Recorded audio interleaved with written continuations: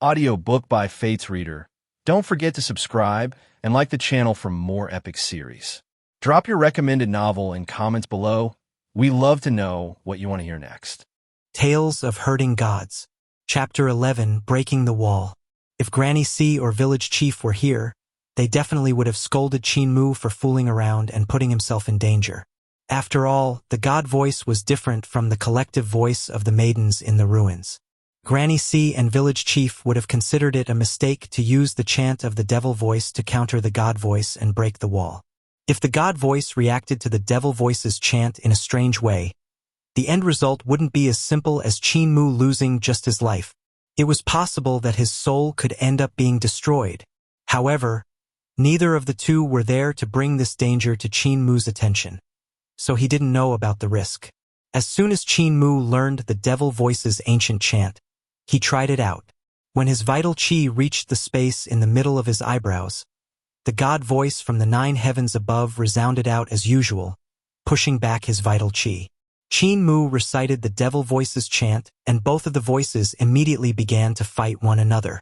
Qin Mu seized the opportunity to push his vital qi and have it break the spirit embryo wall.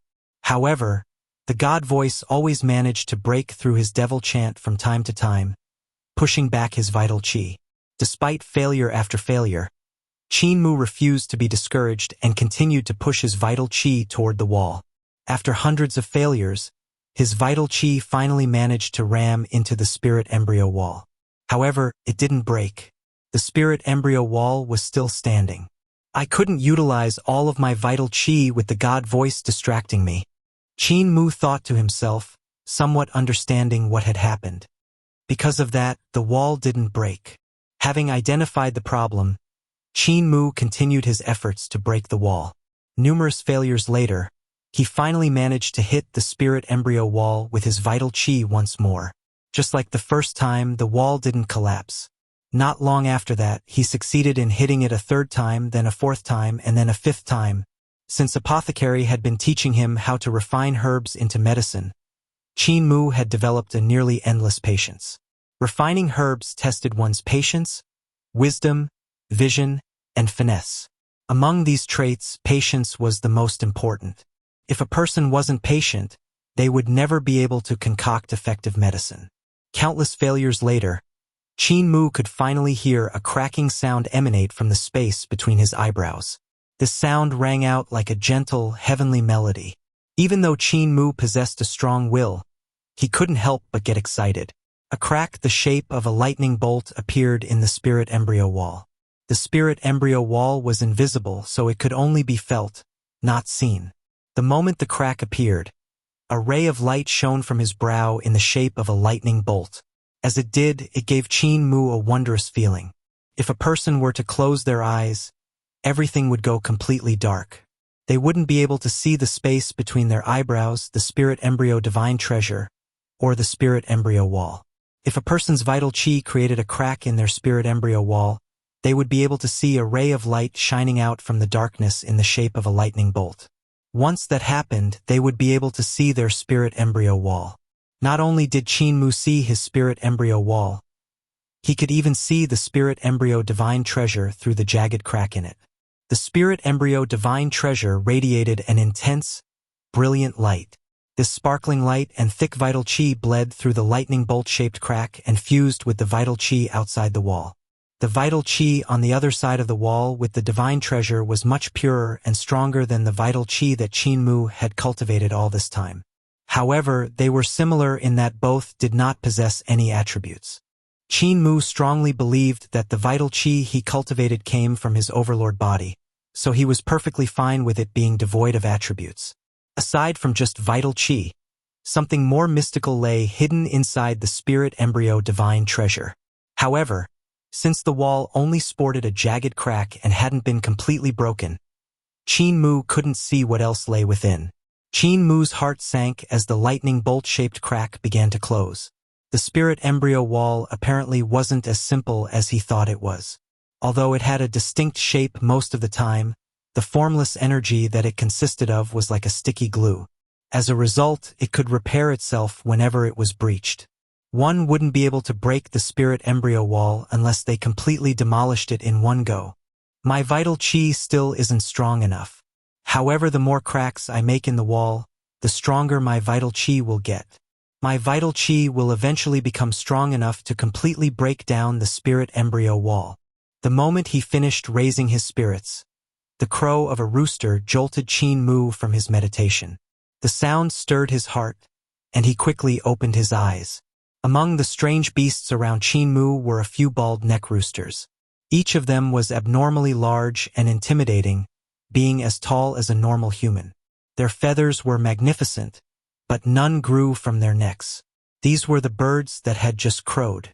"It's almost morning," Qin Mu said in realization, awakening from his trance. Hazy rays of light started to appear in the eastern skies, signaling that dawn would soon break. It was too late for Qin Mu to try and completely break down the spirit embryo wall. It was good that he had finally figured out how to break down walls. As long as he managed to escape the grasp of senior brother Chu and senior sister Qing, he would have all the time in the world to break them. Even though he had only managed to create a crack in the spirit embryo wall, Qin Mu's cultivation had improved to the point where he was confident that he could to escape from them. "It's almost morning," senior brother Chu stated solemnly. "Our 3 junior brothers died at the hands of this little devil," senior sister Qing said coldly. "Their souls in heaven wouldn't be at peace if we let him escape." Qin Mu stood up and stretched his body, pretending not to hear them. The maidens in the plaza continued their bitter struggle against the darkness, stuck at an impasse as light and dark clashed over and over. Soon enough, another crow sounded out. The voice of the darkness became extremely loud and clear, a sign that it was growing impatient. The collective voice of the maidens resounded as well, resulting in a stunning clash between light and darkness. A third crow rang out as the first rays of sunlight suddenly pierced through the darkness in the east, illuminating the mountain peaks nearby. Sunlight shone onto the pitch darkness, forcing it to immediately recede like an ebbing tide. The darkness retreated as quickly as it had arrived, withdrawing beyond the horizon at an increasingly rapid rate. As the light of dawn illuminated the valley, the luminescent pearl gradually descended from the air. Its iridescent light flooded back into the plaza before the sunlight reached the ruins. As the multicolored light vanished, the maidens in the plaza reverted back into skeletons, sitting there motionlessly. It was as if the fierce battle that was fought throughout the night had just been an enchanting dream. Qin Mu had previously heard the villagers talk about the strange things that happened in the great ruins, about how monstrous and outrageous they were. However, seeing them happen with his own eyes was definitely more overwhelming than just hearing about it. Whenever night fell, the darkness would invade. The face of darkness would form and chant in its mysterious devil voice. The skeletons in these ruins would transform into maidens each night as well, taking part in the struggle between light and darkness. All of these strange events simply couldn't be understood. The secrets behind these events were just waiting for people to unearth them. As the herd of strange beasts crept toward the gate to leave the ruins, Qin Mu's figure blended among them. The peaceful beasts seemed to have an unwritten rule forbidding conflict within the ruins, but they would probably become extremely dangerous again as soon as they were outside. On the other side of the herd, senior brother Chu glanced at senior sister Qing, and both of them blended into the herd as well. They slowly made their way over to Qin Mu. The herd continued walking out of the ruins in an orderly manner when, suddenly, a sword quietly shot toward Qin Mu from behind. He promptly dodged the strike, resulting in the treasure sword nearly stabbing into a nearby beast. That strange beast roared irritably. "Junior sister, don't use your sword," senior brother Chu exclaimed. "If this herd of strange beasts was to go on a rampage, all of us would just die here." His warning caused junior sister Qing to reclaim her treasure sword and leap onto the back of a strange beast.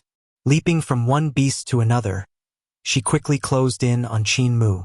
Qin Mu envied senior sister Qing's ability to form a thread of qi and use it to manipulate her treasure sword from dozens of yards away. Although this ability wasn't as astonishing as Butcher's divine arts, he found it impressive nonetheless. Senior sister Qing's footsteps were light and graceful, and her dress spun through the air like a pink lotus. From under that lotus, her feet kicked towards Qin Mu like sharp blades. Tales of Herding Gods. Chapter 12. Peerless Battle Techniques. A white leg struck out from beneath a pink dress, clashing against a muscular leg clad in beast skin shorts. Although Senior Sister Qing's legs were long and lithe, they contained an astonishing amount of strength resembling the sharpness of a knife combined with the power of an axe. Qin Mu's legs, on the other hand, were much sturdier, yet they also seemed graceful and light. It was as if they didn't contain much strength at all. Bang! Bang! Bang! Their legs collided in a series of explosions. Both of Senior Sister Qing's legs instantly received a myriad of kicks. Qin Mu's leg skill was simply too fast for her to react. The moment Qin Mu's flurry of flashy kicks struck, the astonishing strength in her legs became useless. The strength promptly vanished from her legs as if Qin Mu's legs had devoured it. Crap! As Qin Mu continued to kick at Senior Sister Qing, her pained legs began to go numb. His kicks struck her waist, chest, and throat like a storm pounding down against banana trees. After an onslaught of blows, Qin Mu's body spun in the air as he wound his body up to deliver a back kick. This kick was different from the leg skill he had been using up to this point. His previous kicks sacrificed power in favor of speed, whereas the kick he was currently preparing to unleash contained a startling amount of strength. Bang! Qin Mu unleashed his back kick, striking Senior Sister Qing in the face. Her nose flattened into her face and bone fragments flew from her mouth, her chin shattering to pieces. Senior Sister Qing flew headlong into the ruins like a piercing arrow shot from a bow. This result proved what Qin Mu believed. The heaven-pilfering divine legs was the best. Qin Mu didn't dare to declare it the best in the world, but it was definitely the best in the village. Even though Senior Sister Qing's leg skill appeared vicious and overbearing, Qin Mu had heavily injured her before she could even touch him. Furthermore, Qin Mu didn't even use any vital qi, only relying on the strength of his body. Senior Sister Qing, however, had directed her vital qi into her legs to increase her strength and raise the speed of her leg skill. In spite of that, she had been crippled in just one exchange. The moment he kicked Senior Sister Qing away, Qin Mu felt all of his hair stand on end. An extremely acute sense of danger bubbled up inside of his heart. With no time to turn around, he rushed forward. Senior Brother Chu had silently appeared behind Qin Mu and unleashed a killing blow. His attack should have struck Qin Mu easily, but he hadn't expected him to be so aware of his surroundings. Leaping from the back of one strange beast to another, the two of them darted about. Senior Brother Chu's moved exceptionally quickly as he frantically threw strikes at Qin Mu, aiming for his heart. Qin Mu spared no effort in sprinting forwards and swinging both his arms to block the attacks. Thunderclap 8 strikes, Thousand-Armed Buddha. Senior Brother Chu couldn't help but be shocked.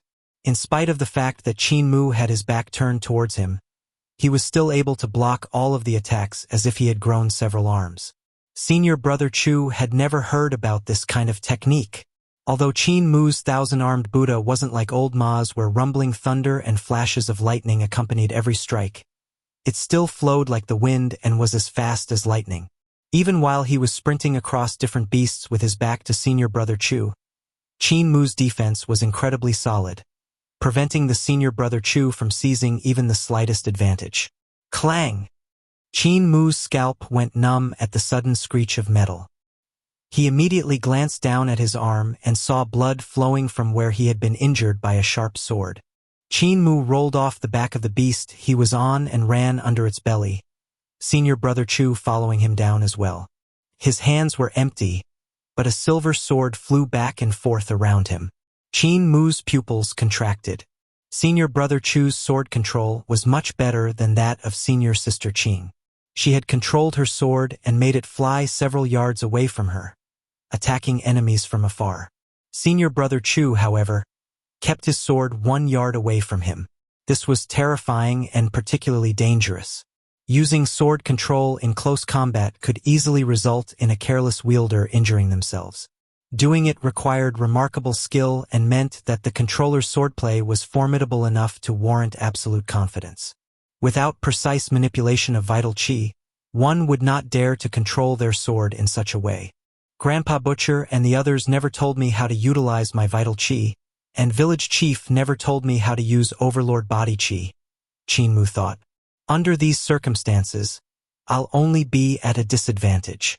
Qin Mu's foot abruptly struck a wooden branch that the herd's strange beasts must have broken from a tree. Without thinking, Qin Mu used the tip of his foot to direct the tree branch into his hand. This branch came from a willow tree, was around 2 yards long and about as thick as the length of a thumb. Gripping the tree branch, Qin Mu moved quickly, his gaze locked onto the blade of Senior Brother Chu's sword. He didn't pay any attention to the Senior Brother Chu's hands. Qin Mu directed his vital qi in the willow branch, allowing it to course through the wood. However, when his vital qi took up 16 inches of the branch, he lost touch with his qi beyond that length. 16 inches was way too short. Fighting a flying sword with just that length of a weapon was too dangerous. Senior Brother Chu rushed forward, his treasure sword circling around him. It seemed as if an invisible swordsman was holding onto the treasure sword, stabbing, slicing, flicking, hacking, and cutting at Qin Mu in extremely intricate ways. Chi, chi, chi, chi. With just a few strikes, the willow branch in Qin Mu's hand had been reduced to 16 inches. As the sword came hacking towards the branch again, it clanged as if it had struck steel. Relief washed over Qin Mu the moment he saw that his vital qi-imbued willow branch could actually block the sword. Keeping his eyes on the blade of the sword, the 16-inch willow branch became his pig-slaughtering knife. He used the stick of wood to unleash the knife skill that Butcher taught him. Midnight battle across stormy cities. Clearing his mind of anything else, Qin Mu threw his heart into executing this knife skill. Faster, faster, faster. Butcher referred to his knife skill as the pig-slaughtering knife skill. The essence of this skill could be described in one word: faster. Faster than a flickering light and faster than fleeting shadows. So fast that, by the time a user of this skill lifted their hand, the pig's head would have already fallen from its body.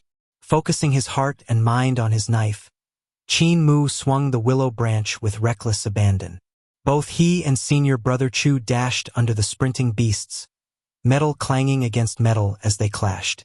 The enormous legs of the more gargantuan beasts resembled pillars falling from the sky and pounding against the ground. The slightest bit of carelessness on either of their parts would lead to them being crushed into a paste. Every step the two combatants took seemed chaotic and disorderly, but they actually followed a mysterious rhythm. Whenever the beasts were about to stomp on them, they were always able to dodge out of the way. As they fought, Senior Brother Chu grew increasingly frustrated and shocked at the current situation. He was actually getting beaten by this little devil. The willow branch in Qin Mu's hand was only about 16 inches in length. Didn't that mean it was just a short wooden stick? His sword, on the other hand, was about 2 yards long. The sword control technique, in which he molded his qi into a thread and used it to control his sword, had been taught to him by Li River's 5 elders. Li River's 5 elders were powerful individuals who had broken their celestial being walls and awakened their celestial being divine treasures. That alone would signify how intricate sword control techniques taught by them would be. Aside from the sword control technique, Senior Brother Chu was also using a fist technique that Li River's 5 elders had created, which was called the Li River Arts. This fist technique channeled vital qi out of both arms, making it surged forth like the waves of a great river, splitting apart the shore with peerless might. He hadn't trained it to the level of divine arts, but its power was no small matter. With it, breaking a boulder or crushing rocks into dust was child's play. Yet, in the face of the little devil's small wooden stick, these two grand techniques were full of flaws. That wooden stick constantly broke through his defense, raining blows all over his body. Bumps adorned Senior Brother Chu's head, and bruises covered his body. How could he not be frustrated? However, he was more horrified than frustrated. If the wooden stick in Qin Mu's hand were a knife instead, Senior Brother Chu didn't dare imagine the consequences. All of this was too terrifying. This teenager's head didn't even reach his chest. He was 11 or 12 at the most.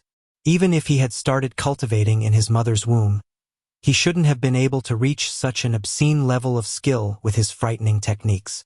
Tales of Herding Gods. Chapter 13. Beaten to Death. Senior Brother Chu was finally frightened. At this rate, he'll beat me to death with that small wooden stick. He really wished that Qin Mu was holding a knife instead. Heck, even a blunt one was fine. A small wooden stick naturally held very little power, but with all the beatings he had taken, his face had swollen like a pig's. Even his eyes had become two slits, blurring his vision. Black and green bruises marred his skin, while some of his muscles had become paste from the thrashing. Even his joints had received preferential treatment from Qin Mu. Qin Mu had purposely aimed for ligaments and tendons, not the bones. By tearing the ligaments and tendons, any slight movement would cause excruciating pain. Being beaten to death by a small wooden stick truly was too horrifying. Since one wouldn't die straight away, their pain and fear would increase by several times over the course of the beating. The beast herd that had been running above their heads was nowhere to be seen now, having had dispersed the moment they made it out of the gate to the ruins. Qin Mu's strength was also diminishing. He had no idea how long he had swung his knife around, but he couldn't continue doing so. After all, not only had he constantly dodged Senior Brother Chu's sword, he had also been avoiding the hooves and claws of the giant beasts they had been fighting under. His legs were also sore and swollen from continuously executing his irregular footwork. Even though Butcher's training frequently consisted of bouts of insanity, he still understood that Qin Mu had his limits and would never train him past the point of exhaustion. Qin Mu no longer had the strength to continue swinging his knife and was relying on just pure willpower to keep going. He knew that, as long as Senior Brother Chu had even the slightest bit of vital qi remaining, it was his head that would roll. He could only continue beating Senior Brother Chu to death. Thud! Senior Brother Chu collapsed to the ground, unable to endure the beating any longer, his treasure sword dropping with a clank. Qin Mu threw his wooden stick away and grabbed the sword, but couldn't lift it up. His arms were devoid of strength. Qin Mu stumbled forward and kicked the sword hilt instead. Its tip slowly angled towards Senior Brother Chu who, barely aware of his surroundings, tried his best to squirm away. But he couldn't. His ligaments and tendons were a complete mess. He couldn't even lift a muscle. Paralyzed, Senior Brother Chu could only watch as Qin Mu struggled to adjust the direction of his treasure sword and kick it towards his neck. It scraped against the ground, dragging dirt along as it moved in little increments towards Senior Brother Chu until, with one final kick, it pierced through his neck. Blood flowed, pooling around the wound as he struggled to breathe and gurgled through the blood welling from his throat. Relief washed over Qin Mu. His limbs went limp and he collapsed to the floor. He had never been so exhausted before. Lying next to a corpse felt disgusting, therefore Qin Mu tried to move away. Only he had to give up because his body wouldn't budge. It wasn't Qin Mu's first time seeing a corpse. The woman who emerged from the cowskin and Senior Brother Chu's junior brothers had become corpses as well. Granny C once brought him to a neighboring village to assist in delivering a baby. Aside from being a tailor, Granny C was also a midwife who helped expectant mothers in the area give birth. However, when they arrived, the village had become a graveyard. It didn't matter if they were male or female, young or old. Everyone, including the expectant mother, was dead. Qin Mu's mind had gone blank, as if he were drifting through the sky, floating above the village and taking in the massacre. Granny C had later woke him from his trance, saying that the gruesome scene had scared the life out of him, forcing his soul to leave his body. She had to pull his soul back and stuff it back in. Granny hadn't told him who massacred that entire village, instead of telling him that such a thing was extremely common in the Great Ruins. In light of that, she sternly warned him, "Never give your enemies any opportunities." Senior Brother Chu's corpse made Qin Mu uncomfortable, but it wasn't an uncommon thing in the Great Ruins. Here, the strong preyed upon the weak. It was the survival of the fittest. Having lived in the Great Ruins from a young age, Qin Mu had already become accustomed to the skirmishes between strange beasts. To him, Senior Brother Chu's corpse was no different from the corpses of animals. As he lay there trying to blend into the surroundings, Qin Mu suddenly heard footsteps approaching. He struggled to turn his head towards the sound and identify what was causing it. To his complete shock, it was senior sister Qing who greeted him, her face swollen beyond recognition and resembling a pig's. Step by step, she limped over to him using her treasure sword as a crutch. Qin Mu tried to stand up, but his limbs were all swollen with pain. He could only wait there, silently cultivating the Overlord Body 3 elixir technique. His vital qi slowly became active, gently welling up and flowing towards all of his aching muscles. Wherever his vital qi went, the pain would lessen, his senses sharpening as the burning sensation died down. Senior sister Qin continued to limp towards him, step by step. Fighting Qin Mu had essentially left her legs crippled. Her face had also received countless kicks, the last of which is the most ruthless. Qin Mu had put all of his strength into that kick, flattening her delicate features like the tail of a poison dragon. In its current, swollen form, her face looked as bloated as noodles that had been left to soak overnight. All of her teeth were gone, blood and saliva dripping from the corner of her mouth and splashing to the floor.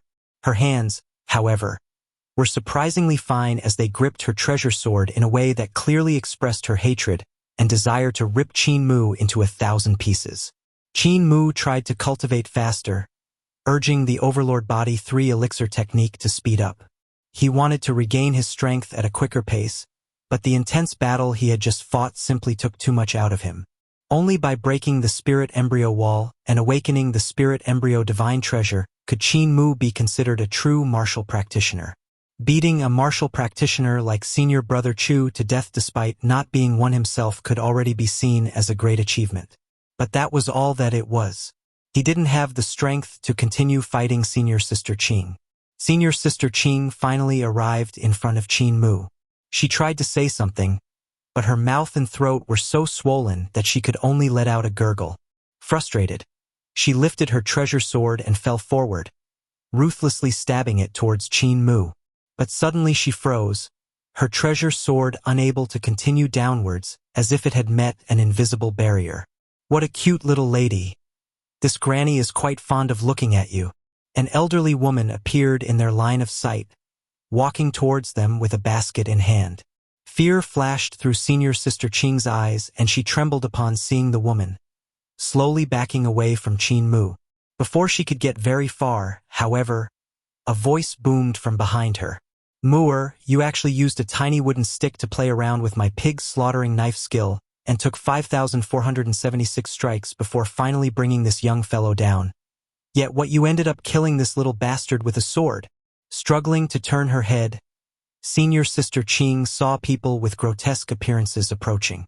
Among their number was a blind man with a cane, a man missing a leg, a man without any limbs, and a muscular man missing the lower half of his body. One of the more able men carried the muscular man in a large bamboo basket on his back, and the others carried the limbless man on a stretcher. All of these people looked extremely miserable. The only one of them that seemed relatively normal was the middle-aged man carrying the bamboo basket. However, his face was completely disfigured. It seemed to have been skinned, giving him a sinister, frightening appearance. The muscular man who only had the upper half of his body was the one who had spoken. Rage consumed his fearsome face as he glared at Qin Mu and scolded him from afar. Looks like you still haven't trained enough. If your knife skill was polished enough, you wouldn't even need a small wooden stick or even a knife. You'd be able to chop him to death with your bare hands. Granny C, Grandpa Butcher, Grandpa Apothecary, Qin Mu croaked, sighing in relief. All of you are here. We raised you with our blood, sweat, and tears. Of course we were worried, Granny C replied, snickering. Since this was your first night away from home, and you spent it with an unfamiliar woman, we just had to come take a look. Qin Mu blinked his eyes and asked, how long have all of you been here? We've been here since you were furiously clashing with that young fellow under the bellies of those beasts. Butcher snorted. How else would I know that you used a total of 5,476 strikes? Qin Mu's face blackened. These old geezers had clearly arrived early during the fight, yet they still let him fight to the death and nearly lose his life. And then he realized why the herd of strange beasts hadn't attacked him or senior brother Chu. Butcher had scared them off. The people from outside the village said that Granny and all the grandpas were bad people. Could that be true? Qin Mu thought to himself. But I think they're good people, he assured himself. They must have watched from afar because they believed I could defeat that senior brother Chu. An overlord body is far superior to a spirit body, Blind said, propping himself up with his cane and smiling at thin air. We're all very disappointed that you've been reduced to such a miserable state. Grandpa Blind, I'm over here. Qin Mu coughed gently. I know where you are, Blind said with a smile, reorienting himself. You defeated that young fellow using a stick, which means I have taught you well. Don't be proud of that, though. You possess an overlord body, after all. It's natural for you to be stronger than him. From today onwards, your training will be much more intense. Don't make that bitter face. Why are you so pleased with yourself, Blind? Butcher said coldly. He was clearly using my knife skill. And why are you lecturing a corpse? Tales of Hurting Gods. Chapter 14, Vital Qi Body Refinement. What do we do with this senior sister Qing? Qin Mu barely managed to get up. He looked at senior sister Qing, who still hadn't recovered from her shock. Why don't we? Granny C's eyes lit up as she thought what to do.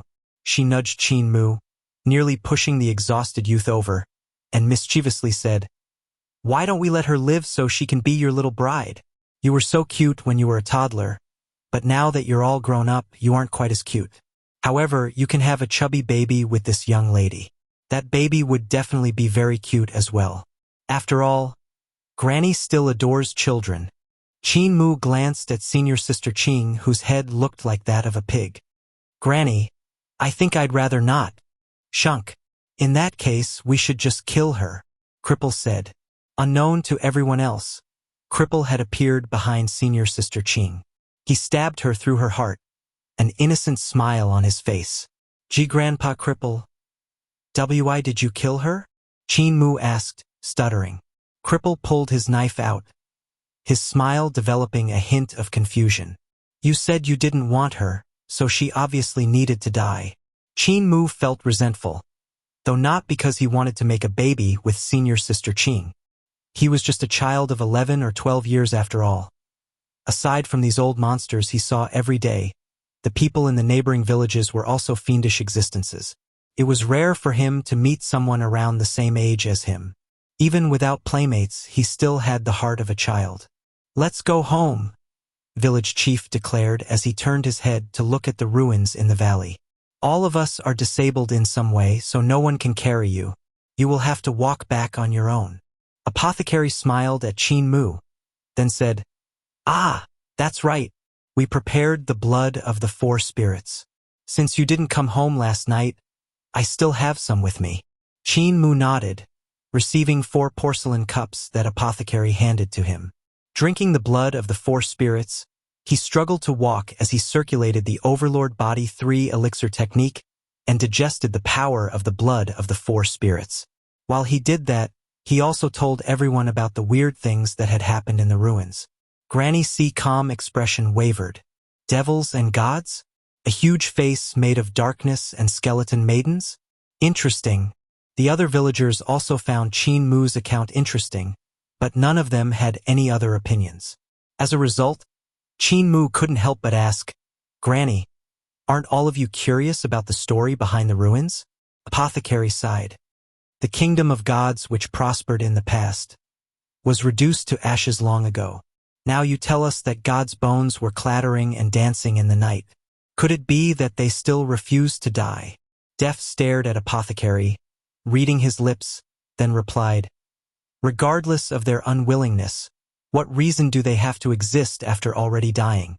There's no point in caring about the story of this place. Are you really deaf?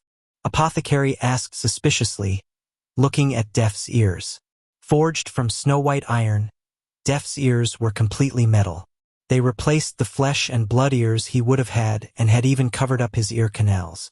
Deaf plucked the metal ears from both sides of his head. 3-inch iron plugs jutted from the inner portions of the ears. These needed to be inserted into his ear canals in order to keep the metal ears fixed to his head. Stab these into your ear canals, Deaf retorted coldly. Then you'll find out if I'm really deaf. Apothecary smiled slightly and kept quiet. Deaf then plugged his 2 iron ears back into his ear canals, turned to Mute, and said, "These ears have been getting kind of uncomfortable recently. I need you to help me adjust them." Mute the blacksmith nodded in reply. This elderly family left Qin Mu speechless. He didn't understand how all of them could be so much more interested in Deaf's ear canals than the ruins. "Muir, there are simply too many mysteries in the great ruins," Granny C said with a smile. "Aside from the kingdom of gods in this valley, there are countless other mysteries out there. If you spend all of your time thinking about them, you won't be able to get anything else done." As their group walked in the direction of disabled elderly village chief solemnly said, "Since you were able to trade blows with that youth's treasure sword using just a 16-inch wooden stick as a knife, it's clear that your strikes weren't weak. This experience has helped you improve significantly. Why can't I control objects like they did?" Qin Mu asked, his heart quivering. "My vital qi couldn't fill more than 16 inches of that willow branch." He was extremely envious of the youths who were able to control their swords using vital qi when he couldn't. Apothecary shook his head in silence. The vital qi of an ordinary person had no attributes. Controlling objects was impossible for them because ordinary vital qi could not be used to perform such techniques. As an ordinary human, being able to use his vital qi to support 16 inches of a willow branch, then use that willow branch to fight against a martial practitioner like Senior Brother Chu without it breaking was already a remarkable accomplishment for Qin Mu. Neither your overlord body nor your spirit embryo divine treasure has awakened yet, so there's no need for you to be worried. Village Chief gave Qin Mu a calm look. Being able to defeat a skilled practitioner of the spirit embryo realm while in your unawakened state means that, once your overlord body actually awakens, you will be an entire level stronger than everyone else. Granny C and the others were also proud of Qin Mu's performance. Senior Brother Chu was a peak martial practitioner in the spirit embryo realm. He could even use his qi to control his sword close to his body, which clearly showed he wasn't far from reaching the 5 elements realm. Having beaten Senior Brother Chu to death with a small wooden stick, Qin Mu clearly confirmed that village chief hadn't lied about the overlord body that none of them had ever seen or heard of before.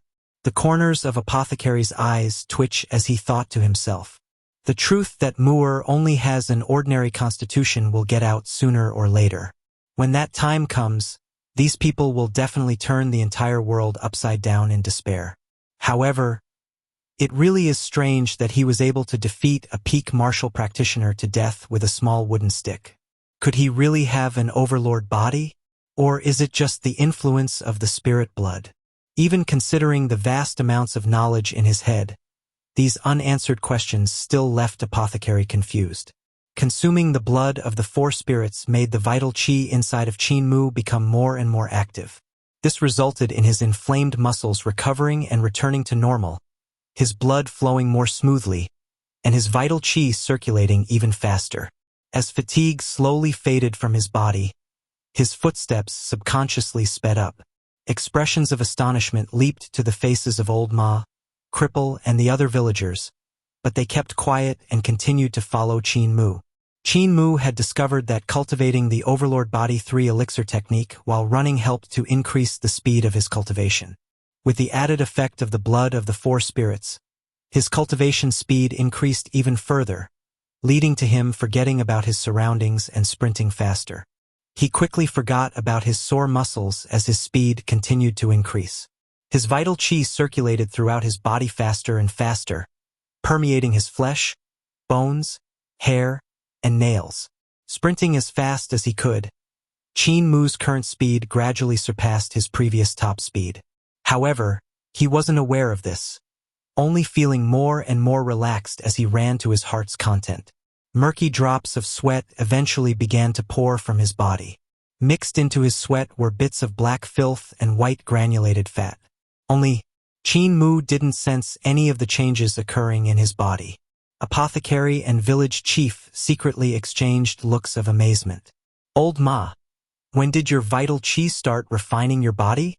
Apothecary asked out of the blue. I was at the pinnacle of the spirit embryo realm at the time, Old Ma replied seriously. I had been training my fists when I suddenly unleashed my first divine art, fist-body refinement art. My vital qi resembled azure dragons coiling around my arms. Apothecary then looked at Cripple, who also answered. I was also at the pinnacle of the spirit embryo realm. The day it happened, I was trying to catch up to the wind. I wanted to walk through the sky and step on the very cusp of that gust of air, when suddenly, in the next moment, I discovered the marvel that is vital qi body refinement. My vital qi began whistling out of every pore in my body as if it were wind, and I grew extremely excited. However, right after that, I fell out of the sky and nearly died. It was the same for me, Apothecary said with a sigh. I had been trying to refine my body using my spirit embryo divine treasure as a furnace and my vital qi as herbs. This led me to find out about the wonder of vital qi body refinement. Only then did my vital qi baptize my body like fire. Qin Mu, on the other hand, hasn't even broken his first wall, yet he's already begun body refinement. An overlord body definitely is quite domineering. Cripple laughed. We the spirit bodies can't help but be envious. Apothecary wore a strange expression but didn't say anything else. An overlord body? If Qin Mu really had an overlord body, he wouldn't have been so surprised. Cripple and Old Ma explained all of these things as Qin Mu possessing an overlord body. But he knew the truth. Being a step ahead of people with spirit bodies and reaching body refinement this early with just an ordinary human constitution. Such a thing made it so that a formidable practitioner like Apothecary, despite all of his considerable knowledge, couldn't help but feel amazed. Muir hasn't awakened his overlord body yet, but once he does, he'll be able to use his overlord body qi to control objects. Granny C said excitedly. Even Eternal Peace Empire's Imperial Preceptor wouldn't be able to hold a candle to him if they were the same age. Right? Apothecary's heart sank as he looked at Village Chief. Village Chief remained silent. The overlord body didn't exist, so there naturally would never be any overlord body qi. Ordinary vital qi could never control objects, and when Qin Mu discovered that, the lie would come to light. But before that, Qin Mu first had to awaken his overlord body, which meant he'd have to break his spirit embryo wall. What did an ordinary human need to do to break a wall? Village Chief frowned. Did drinking the blood of the four spirits even have any effect on Qin Mu? How much longer could he hide the truth from everyone? Tales of Herding Gods. Chapter 15, Walking on Water. Qin Mu ran like the wind, his vital qi growing stronger and stronger. No matter how many miles he sprinted, the inhabitants of disabled elderly village could always match his stride. Even Blind could keep up with everyone as if he were steadily moving across flat land. Just as Qin Mu entered a certain forest, a pitch-black figure appeared and bellowed, "Die, young'un!" It was the devil ape. It unleashed a furious bellow when it saw Qin Mu, the young'un, invading its territory once again. One-armed Old Ma glanced at the raging devil ape. This glance was devoid of emotion. It terrified the humongous beast, making it feel as if it would be dead in the next moment. As a result, it didn't dare to be arrogant, immediately abandoning its territory and fleeing instead. Qin Mu continued to sprint all the way back, his vital qi circulating and thriving as the rest of the journey passed without incident. Only upon reaching disabled elderly village did he wake up from his trance and discover that he was covered in filth. Without him realizing, a thick layer of muck that was either black blood or grimy fat had caked his body. "Muir, go to the river and wash," Granny C said. "Blind, go with him so that the monsters in the river won't take him away." Blind leaned on his bamboo cane and followed Qin Mu to the river. Qin Mu immediately stripped naked and jumped into the water, washing away the filth. Blind gently tapped the surface of the river with his bamboo cane, alarming a huge green fish that had snuck up on Qin Mu. Promptly leaped from the water and splashed several yards away. That fish spanned about 6.5 yards in length, and its whiskers resembled 8 tentacles that were each 3 yards long. After washing himself, Qin Mu looked at the waves of the river. Bravery swelled within his chest, growing into a raging blaze of emotion. His vital qi churned restlessly, surging up toward his throat until he unleashed a guttural cry. It seemed as if he had opened the temperament treasure vault of the gods. The cry traveled throughout the mountains and the forest, causing the surface of the river to tremble. As he sustained the reverberating cry, Qin Mu rose from the water, suddenly dashing across the surface of the river with great strides.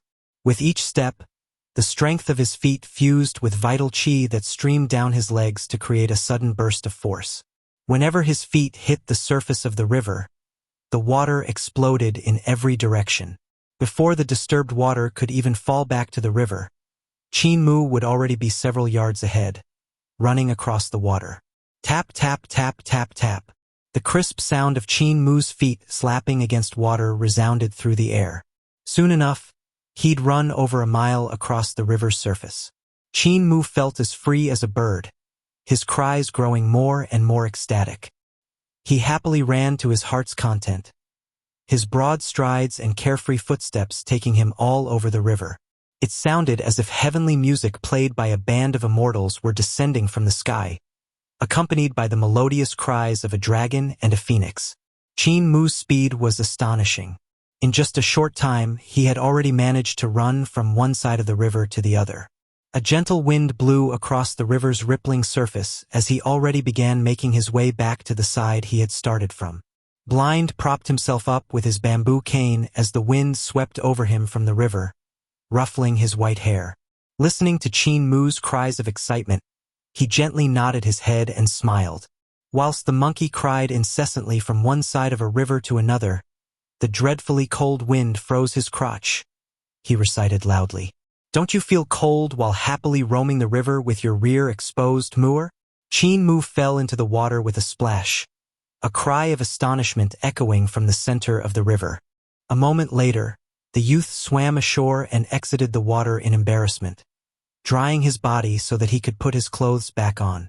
Qin Mu's moment of enlightenment at the bank of the river made him get ahead of himself, causing him to completely forget he was naked and start sprinting across the river.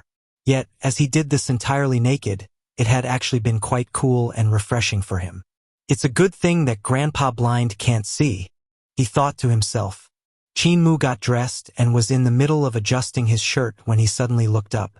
Old Ma, Mute, and the rest of the villagers were standing in the forest in front of him. Even Granny C and Village Chief, who was being carried on a stretcher, had come. Qin Mu's face turned beet red. Gee, Granny, when did all of you get here? He asked, stuttering. Granny C burst into laughter and said, Muer, all of us have seen you but countless times, so there's nothing to be embarrassed about. We heard your lively cries and came over to have a look. Come here, Muer, Village Chief said, coughing gently. Since you were chased down by 5 practitioners of the spirit embryo realm, you probably have some injuries that are harder to notice. Let Apothecary examine you. Qin Mu stepped forward and allowed Apothecary do a thorough examination of his body. Finishing up, Apothecary shook his head and said, There are no major problems. All of his wounds are superficial. Village Chief then carried out an examination of his own. They indicated that Qin Mu could leave. Butcher immediately dragged him away to have him train his knife skill. Unsatisfied with how Qin Mu needed to use over 5,000 strikes to beat that senior brother Chu, Butcher had decided to put him through merciless training. Apothecary watched Qin Mu's vigorous knife training as he walked over to Village Chief's stretcher. Did you discover anything? He asked. The speed at which his vital qi cultivation is advancing is extraordinarily fast, Village Chief exclaimed, hiding nothing. The difference between yesterday and today shows that his progress is beyond my imagination. His cries from earlier could have only been made by having his throat resonate with vital qi. They even possessed God and devil characteristics. Ignoring the fact that he has yet to break his spirit embryo wall, even a spirit embryo realm practitioner wouldn't be able to achieve God or devil resonance. If we were ordinary humans like him, it would take us 20 years to cultivate our vital qi to that point. The cries that Qin Mu had subconsciously released as he ran across the river were the result of his throat resonating with vital qi. At the same time, however, He had inadvertently infused his cry with aspects of the devil voice he had heard in the ruins. The strange thing was, he had also memorized the collective voice of the maidens while analyzing the devil's voice. Therefore, he had committed every single part of their god voice to memory. As a result, his had also infused aspects of the god voice into his cries without realizing it. When the others heard Qin Mu's cries, they considered them normal because they couldn't detect the profoundness behind them. However, since village chief could hear it clearly, it definitely wasn't a small matter. God and devil resonance? Apothecary jumped in shock. How did he achieve such a thing? It's simply too terrifying to achieve 20 years' worth of cultivation overnight. Could the blood of the four spirits have caused this? Village chief shook his head. Even though the blood of the four spirits can improve his constitution and vital qi, enhancing them to such a level is impossible. Apothecary thought deeply to himself, then replied, could it be that Moore is actually a natural genius? Could he have been the perfect seedling for cultivation since he was born? Why would a natural genius have the constitution of an ordinary human? Village chief frowned. A natural genius would have been born with a spirit body. Furthermore, to actually achieve God and devil resonance, which genius could do such a thing? Is the God and devil resonance in his cries good or bad? Apothecary asked. I have no idea, village chief replied. I heard both God and devil resonance in his cries. The God voice and the devil voice within them were fighting against each other. I'm not sure if that's good or bad. Apothecary gaze faltered and he asked, if that's the case, where did the God voice and the devil voice come from? I don't know. The heads of both men began to ache. It had been a long time since they had a headache because they couldn't understand a situation. The number of things they couldn't understand had only continued to increase ever since they adopted Qin Mu, who had floated down the river as a baby. Night soon fell, and disabled elderly village was once again shrouded in darkness. At a certain wooden house, Granny C slept in her room and Qin Mu slept on his own. Halfway through the night, a somber voice resounded within the mind of the unconscious Qin Mu. A melodious voice echoed in response. These were the God and devil voices from before. They started to fight each other, their voices growing noisier and louder. The resonance of the God and devil voices slowly intensified into a clash between darkness and light. Within his mind, Qin Mu suddenly turned into a formless soul floating in the sky above that clash, blankly staring below him. The location of this fight between darkness and light looked exactly like the ruins where he first witnessed such a spectacle. However, this place was much more vast and majestic. The darkness resembled tentacles constantly piercing through the light, while the light would suddenly strike in short bursts, wiping out the darkness. Moments later, Qin Mu was finally able to clearly see what made up the darkness and the light. The darkness was actually endless waves of devils swarming toward the light like gushing tides. The devilish voice wasn't the voice of a single entity, but the war cries of billions of devils. This was the same for the light.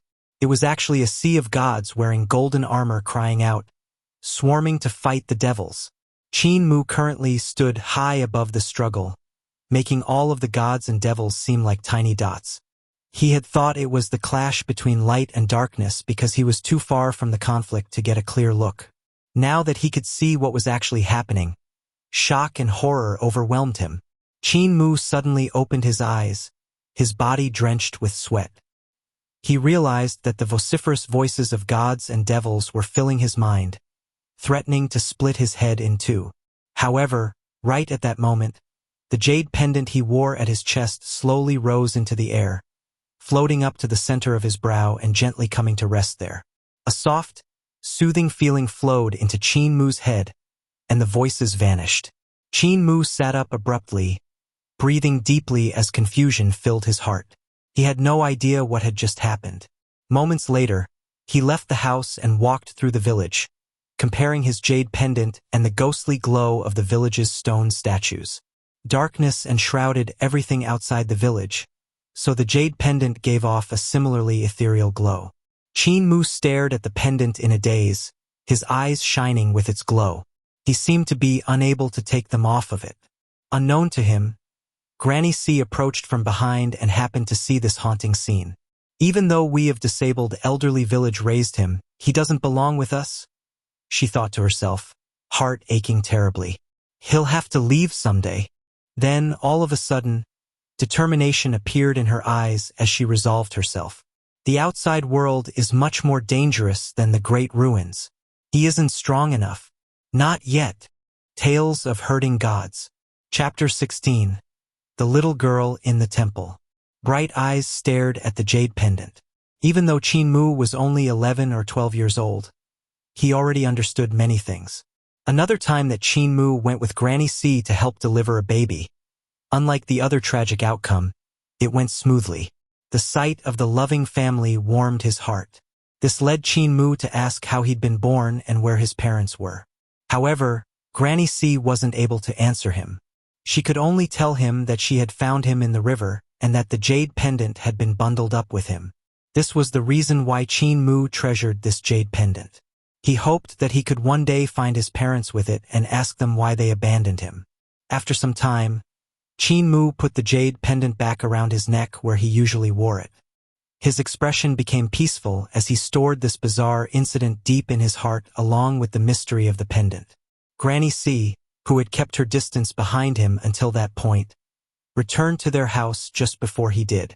The next day, Old Ma, blind, cripple, and mute continued hunting beasts to refine the blood of the 4 spirits for Qin Mu. These 4 dangerous men had essentially swept the area around the village clean, a radius of several hundred miles to be precise, so they had to travel further to capture the spirit beasts that provided blood for refinement. Village chief had trouble moving around on his own. Apothecary frequently had to go out to gather herbs. Butcher was always bitter and went crazy from time to time, and Deaf was only interested in calligraphy and paintings. Therefore, Granny C was the only person who could keep Qin Mu company while he cultivated. However, Granny C wasn't always in the village either. As a tailor and a midwife, the neighboring villages often requested clothes from her or asked her to help deliver a baby. Early this morning, Granny C left the village, and Apothecary went to gather herbs. Butcher and Deaf carried village chief over to the village's entrance and placed him there. Then they both went their separate ways, one sharpening his knives and the other painting. Overcome with boredom, Qin Mu went to the riverbank. Ever since his cow had turned into a woman and gotten herself stabbed to death by Cripple, his chores had diminished tremendously. Standing by the river, he took a deep breath, his chest swelling with air. He then circulated his vital qi and his chest slowly returned to normal size. He had yet to exhale. Instead, he used his vital qi to nourish his lungs, making them exceptionally tough. Then he compressed the air in his lungs, forcing it to shrink by 10 times. Qin Mu continued to breathe in and his chest still didn't expand. The moment he reached his limit, however, he rushed forward, bursting forth like an arrow shot from a bow. Qin Mu sprinted across the river like a hurricane, splitting the water into 2 waves that erupted outward in his wake. Then, all of a sudden, gleaming metal flashed above the river. Qin Mu had taken out his pig-slaughtering knife as he ran. It shimmered through the air, flashing like dragons swimming through the air. This was Butcher's pig-slaughtering knife skill. Like its creator, this knife skill felt bitter and possessed a wild, domineering aura that refused to bow to the heavens and the earth. The knife shone as it swung back and forth, capable of crushing everything in its path. Without warning, the glimmer of metal disappeared as Qin Mu returned the pig-slaughtering knife to its usual place in the sheath on his back. Transitioning to Old Ma's fist skill, he directed his vital qi to his arms and hands.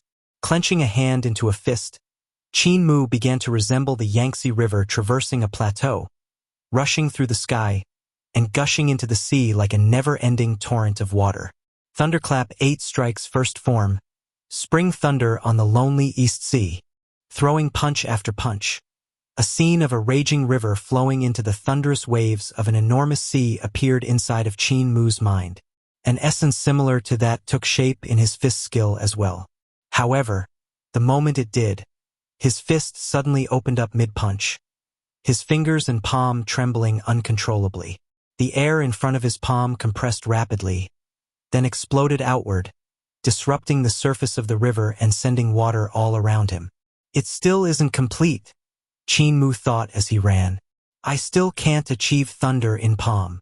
Disappointment weighed upon Qin Mu. The lowest level of Old Ma's Thunderclap 8 strikes required the practitioner to achieve thunder in Palm. Every punch needed to burst forth the booming thunder that possessed astonishing power and could seize a person's soul. It would then become a divine art capable of being trained to the highest level where one could control thunder and lightning with their hands, a level that Qin Mu was nowhere near reaching. As Qin Mu continued sprinting, he grabbed a bamboo staff from its place strapped to his back. Stabbing the area around him, he wasn't displaying an ordinary staff skill. The skill that Blind taught him was actually a spear skill. His bamboo staff resembled a great spear that churned the water of the river like a raging dragon. Every swirl, every poke, every flick, and every thrust would be accompanied by a burst of water. Once he was satisfied, Qin Mu traded his bamboo staff for a huge iron hammer, replacing the latter's position on his back with the former. Then he performed a series of strikes as a display of the hammer skill that Mute the blacksmith had taught him. This hammer skill was simple and crude, but it possessed several tons of power. Each strike was extremely heavy which, along with Qin Mu's agile running, embodied two extremes of martial ability. After sprinting and practicing each of his skills for a considerable amount of time, Qin Mu finally felt that his vital qi was beginning to run low. His body started to feel exhausted, his strength nearly depleted. Looking at his surroundings, he discovered that he had gone dozens of miles downstream, which was quite far from disabled elderly village. I actually ran this far without realizing it, he thought. Qin Mu continued to survey his surroundings until he noticed an island in the middle of the river. The violent water of the river surged around it. The sight intrigued him, and he immediately rushed over to it. A few moments later, Qin Mu stepped onto the island, finally reaching dry land. This island wasn't very big. Considering its position in the middle of the river, it resembled a small hill lush with vegetation, about 1,000 yards in diameter and around 130 yards tall. On this island was a dense forest in which only the sound of water could be heard. Deep within that forest, not far from where Qin Mu was a dilapidated, ancient temple. Walking into the forest and toward the temple, Qin Mu could see that the structure was in shambles and had cobwebs everywhere. Clearly hadn't been maintained for a long time. However, it could still serve as a good spot to take a break in. Qin Mu stopped in front of the temple. One of the doors that made up its entrance had collapsed, revealing a dim light within. He could see that a towering Buddha statue covered in gilded leaves stood inside of the temple, radiating a golden glow. However, since no one had been here for a very long time, most of the gold on the leaves had peeled off to reveal copper enamel. Peculiar, squiggly writing could be seen on the copper. It looked as if the writing could be drawings of tadpoles. Gigantic, thick chains wrapped around the Buddha's body, restraining it to where it was. Following the length of the chains with his gaze, Qin Mu saw that they extended from the small temple, stretched all the way to the shore of this island, and plunged deep into the raging river. How strange! Why are these chains tying down this giant Buddha? Qin Mu thought to himself. Grandpa Blind said there was some rule about lighting incense before entering a temple. Since I don't have any incense, I can only rest just outside the entrance. Qin Mu cleared his throat, bowed, and paid his respects. This little one is from disabled elderly village which is located near the river. I have come across your temple and would like to rest my legs here for the time being. If I have alarmed the owner of this land, I am deeply sorry. He hesitated a moment before continuing to recite a prayer that Blind had taught him. Since I was young, this little one has weak kidneys and frail body. My primordial yang has long since dispersed. If a goddess sister is present in this temple, please don't hurt me.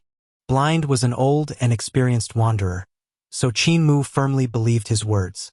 There shouldn't have been any problem with reciting the prayer just like Blind had taught him.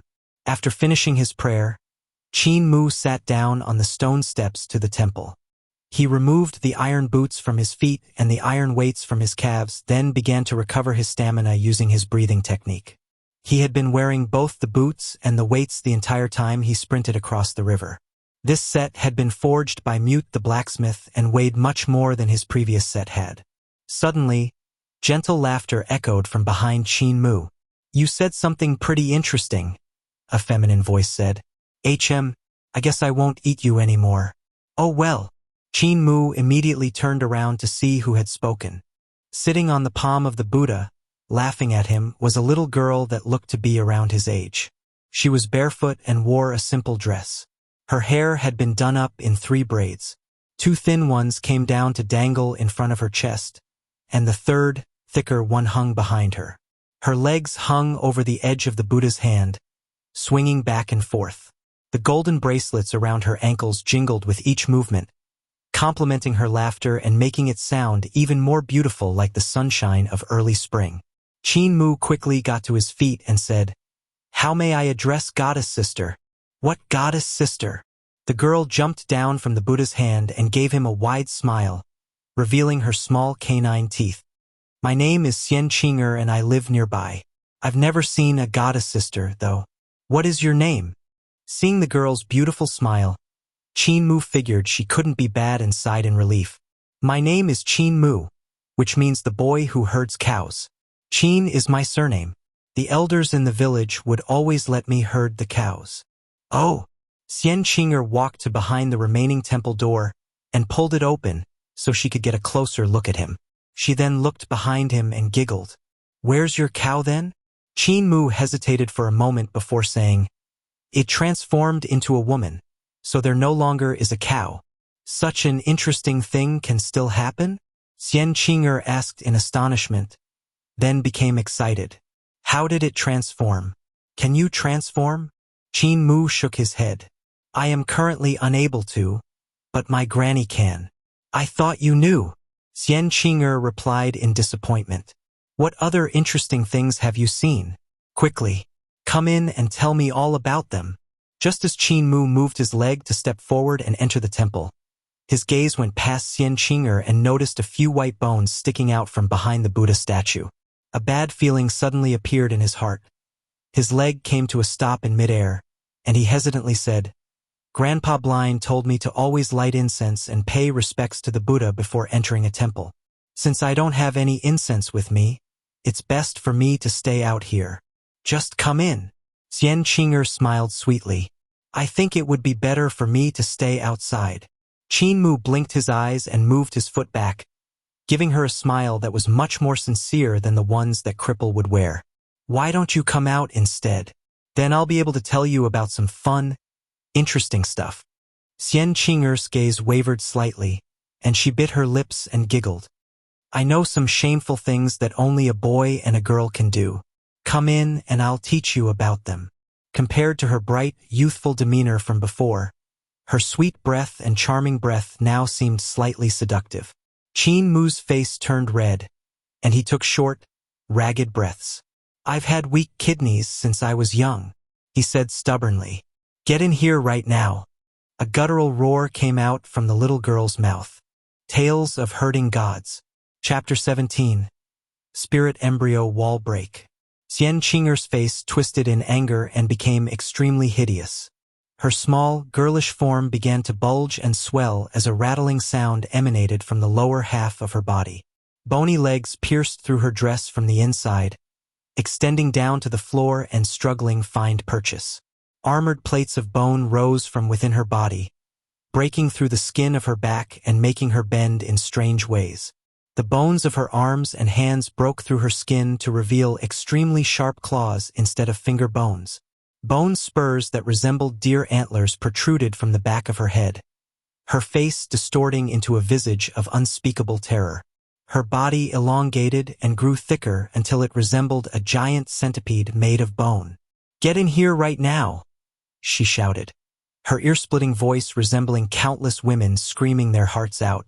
Qin Mu looked up at this bone centipede, amazement plastered on his face, before shaking his head and saying, "No!" The monstrous insect bellowed in rage, its myriad legs skittering against the floor as it moved in circles and attempted to dive through the entrance to the temple. However, every time the monster tried, the entire island would tremble as the chains wrapped around the Buddha shook and rattled. Qin Mu immediately looked over at the chains that led down to the river. They ran from the shore of the island all the way to the temple and wrapped around the gigantic golden Buddha statue. The other end of the chains were then secured to the monster's body. The chains were connected to golden shackles that adorned the monster's body. Every time it tried to dive through the entrance to the temple, the chains would pull it back. No matter how much the monster bared its fangs and brandished its claws, it wasn't able to take even half a step out of the temple. Remaining calm in the midst of this chaos, Qin Mu sat facing away from the temple and cultivated the Overlord Body 3 elixir technique to recover his stamina. After a while, the commotion behind him settled down. Unable to break free of the chains, the monster turned around to shout at the golden Buddha. "You goddamn baldy monk! You're the one keeping me here. Are you going to starve me to death? This child didn't even offer any incense. So why won't you let me eat him?" The monster circled the Buddha statue in frustration, knocking down the countless white bones that sat behind it. In spite of this, the statue remained motionless. Qin Mu silently snuck a glance behind him, then quickly turned back in shock. All of those bones were human bones. It was impossible to tell how many people had died in this rundown temple. Soon enough, the monster in the temple calmed down, picked up all of the bones, and put them back in their hiding place behind the golden Buddha statue. Then it went back to the entrance of the temple and stared at Qin Mu with bloodshot eyes. "Baldy monk, this is meat at our doorstep, you understand? Meat at our doorstep," it said, staring at the back of Qin Mu's head as saliva streamed from its mouth. Sometime later, it changed back to the form of the little girl, Xian Qinger. With one strap of her dress sliding from her shoulder, she giggled. "Come on, young man. Let's do shameful things together." Qin Mu had a very strong will, so he managed to turn a deaf ear to her seduction. When his stamina and vital qi finally recovered, he felt that today's cultivation had resulted in significant improvement. Qin Mu's heart stirred slightly, and he figured he might as well gather his vital qi and use the devil chant to try breaking the spirit embryo wall once more. Chi Kaduo, Samoyi. Bo Ri Samoyi. Chi Kaduo Bo Ri Samoyi. Just as Qin Mu's vital qi began rushing towards his spirit embryo wall, a dull rumbling came from inside of the ancient temple. Rays of bloody light ran through the strange markings on the copper enamel of the Buddha's golden leaves. These rays covered the leaves, making them release a brilliant golden glow. Boom! In the midst of the violent vibrations, the golden Buddha statue covered in gilded leaves opened its eyes and radiated an overwhelming aura. An astonishing shout suddenly boomed in Qin Mu's ears. "The heretical path of the devils. How dare you be so insolent in front of yours truly and chant the devil incantation? You really are undisciplined and unruly. I shall use my Buddha incantation to subdue you." The expression of frustration on the monster girl's face transformed into one of utter disbelief. The golden Buddha grabbed onto the chains and pulled the helpless monster back to him. Bat hump! The monster fell to its knees in front of the Buddha statue, unable to move, and began groveling in the face of the Buddha's imposing pressure. The golden Buddha opened its mouth and recited a series of unknown words reminiscent of an actual Buddha chanting a mantra. Om Mani Padme Hum. Om Mani Padme Hum. Om Mani Padme Hum. Upon hearing the Buddha voice, the monster felt as if an invisible force were crushing its soul, causing it to whimper in pain. Outside the temple, the Buddha's incantation blew Qin Mu away and he started to panic. However, at this moment, his vital qi had just reached the spirit embryo wall. At the same time, the God voice descended from the 9 heavens as if a god were chanting its own incantation. The God voice and the Buddha voice swept through Qin Mu at the same time, resonating loudly as both clashed with each other, greatly reducing the pressure on Qin Mu's vital qi. What a great opportunity, he thought. Reacting instantly, Qin Mu yelled the devil chant. Chi Kaduo Samoyi.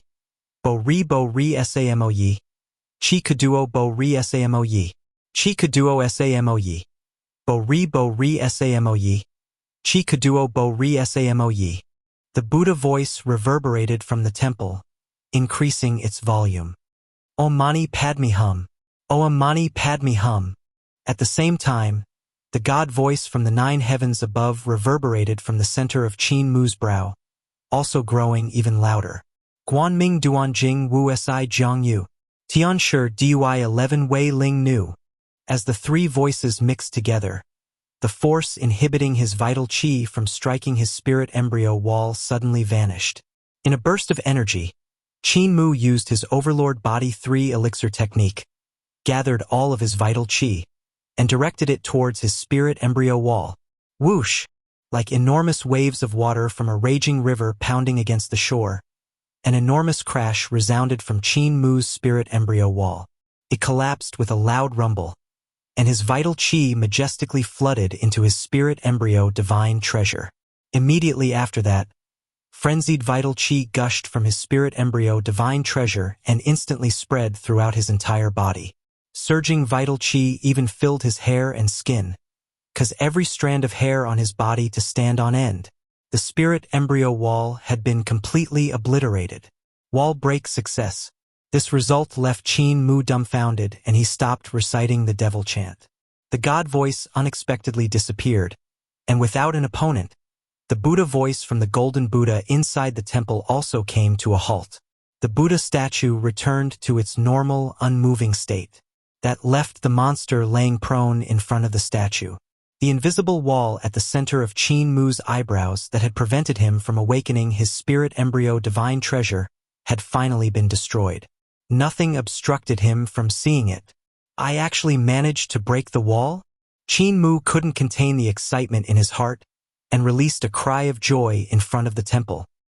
He had drunk an immeasurable amount of blood of the 4 spirits which, even up to this point, hadn't helped him awaken his overlord body.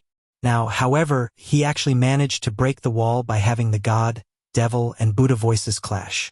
This filled his small chest with a great sense of accomplishment. After some time, Qin Mu finally calmed down and thought to himself, Spirit embryo wall, spirit embryo divine treasure. Since it's a divine treasure, the gods must have left something precious for me. Closing his eyes, Qin Mu could see the brilliant golden rays in the space at the center of his eyebrows. As his consciousness carefully entered the mysterious divine treasure, he saw that the interior of the spirit embryo divine treasure was actually a bizarre space filled with brilliant golden rays. It looked like an extremely ancient paradise. The spirit embryo divine treasure resembled a magical land made of a sea of light. As his consciousness delved further into the divine treasure, the light nourished it and made it feel extremely comfortable.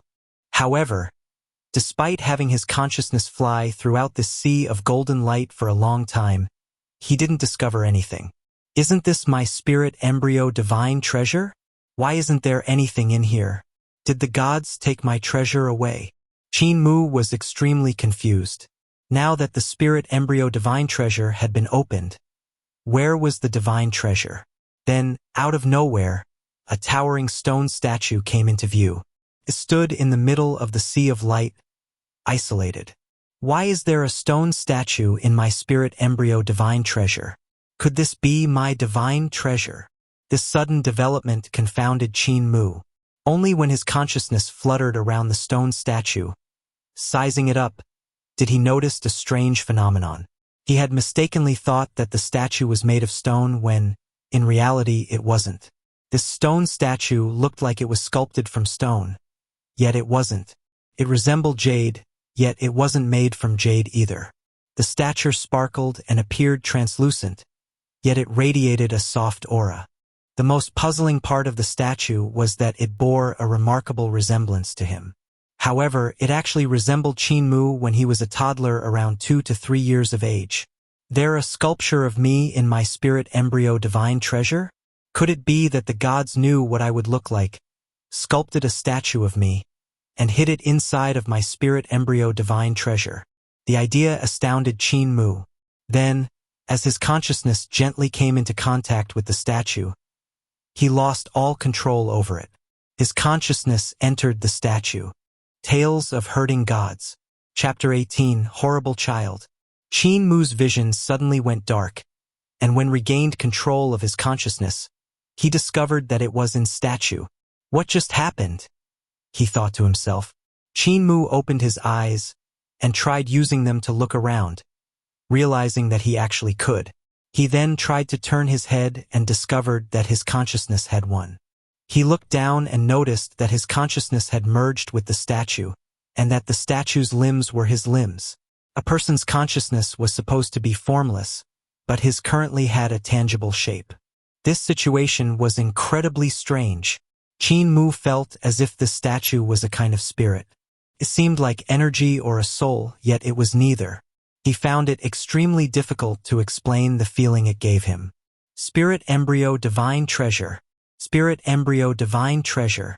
Could this statue be my spirit embryo and only be awakened if I merge my consciousness with it? Is this what spirit embryo divine treasure means? Qin Mu blinked the eyes of his spirit embryo as he understood many things in that instant.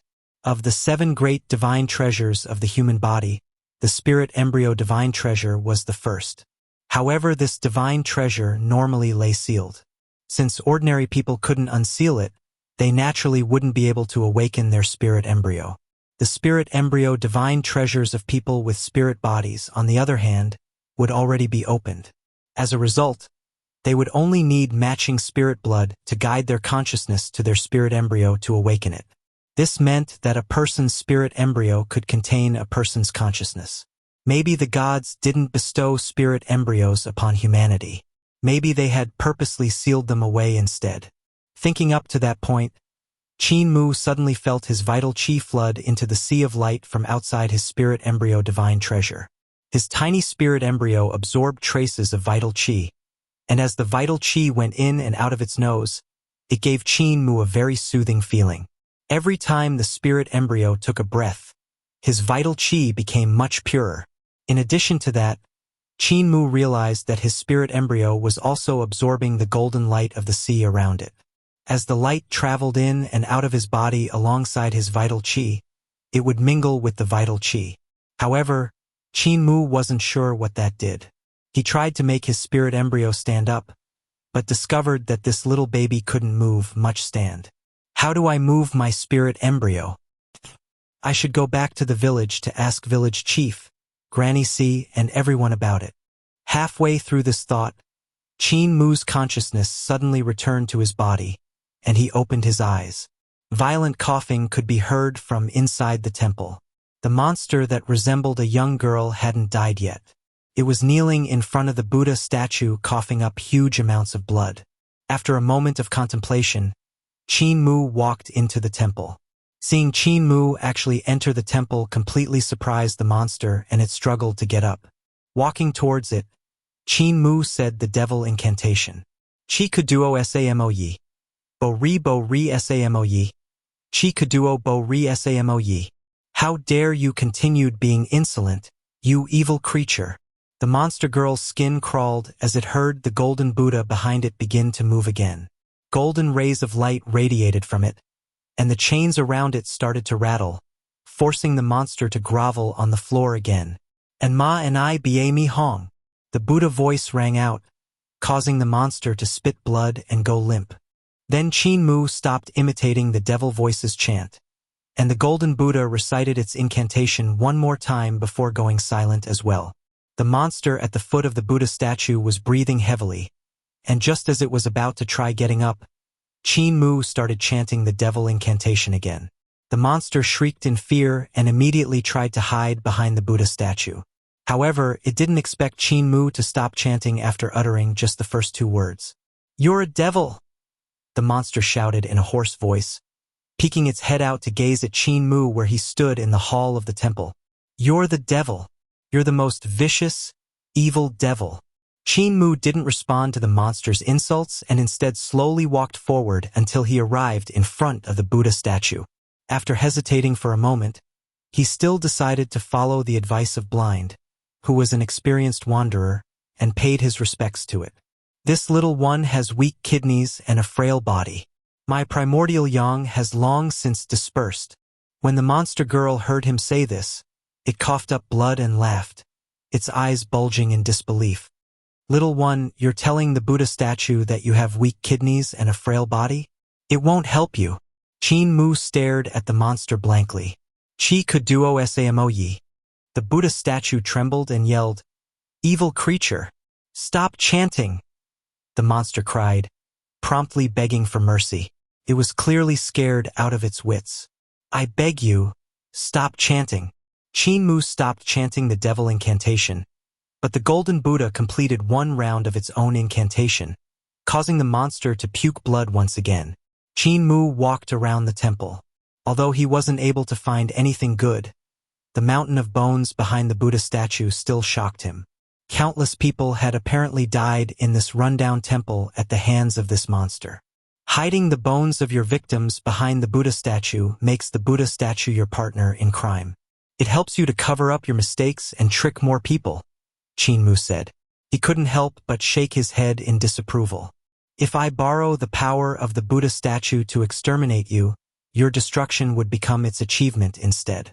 Therefore, I will not do that. So, demon, where are all of your treasures? Why would I have any treasure? The monster asked as it trembled in fear. This baldy monk over here took everything when he trapped me here. Chi Kuduo. Qin Mu began. Stop chanting. The monster girl put on a smiling face in an attempt to please Qin Mu. Having run this place for a few years, I did manage to plunder some good stuff while satisfying my appetite. Fine then, I'll just give them to you. Barely managing to get up off the floor, it struggled to climb to the ceiling of the temple hall. Gently pushing at a specific part of the ceiling, she revealed a hidden panel and removed it. The items stashed away in the space behind that panel came clattering to the floor. Most of the items were weapons and armor. Other than that, there were clothes, a majority of which were women's undergarments. However, considering the material of all the clothes, they looked like things that only wealthy people could afford to wear. This is everything I have left. The monster smiled. Qin Mu frowned in disappointment. This is it? You don't have anything like spirit pills or miraculous medicines. If I ever found spirit pills of miraculous medicines, I'd have ate them already. The monster stretched in a relaxed manner, the bony centipede plates within its feminine body cracking. I've been imprisoned in here for so long that I just eat everything. How could I ignore spirit pills or miraculous medicines that taste leagues better than humans? Don't underestimate these weapons, though. All of them are treasures. Good stuff called spirit weapons that can only be found within a person's 6 directions divine treasure. They're called spirit weapons because they are nurtured by a person's vital chi from birth and possess great power. Skeptical of the monster girl's claims, Qin Mu picked a goose wing knife from the pile of weaponry. This knife felt extremely heavy compared to the pig slaughtering knife strapped to his back. However, the strange thing about it was that, although his pig slaughtering knife was much larger, it weighed a lot less than the ordinary-looking knife.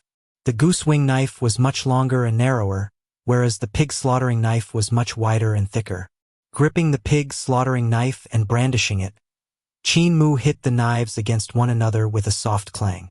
The pig slaughtering knife cleanly slashed through the goose wing knife's blade, the top half of which dropped to the temple's floor. The monster stared blankly at the pig slaughtering knife in Qin Mu's hand with its eyes wide open, speechless.